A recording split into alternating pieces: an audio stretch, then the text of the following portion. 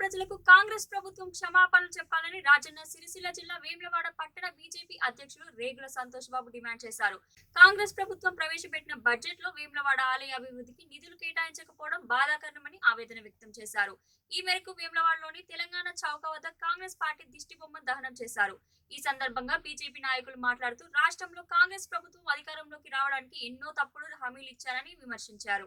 Karimnagar MP Bandi Sanjay ప్రాంత అభివృద్ధికి పాటుపడుతున్నారని గుర్తు చేశారు. దక్షిణ కాశీ శ్రీ వేములవాడ రాజన్న ఆలయ అభివృద్ధికి తెలంగాణ ప్రభుత్వం వెంటనే 100 కోట్ల నిధులు కేటాయించాలని డిమాండ్ చేశారు.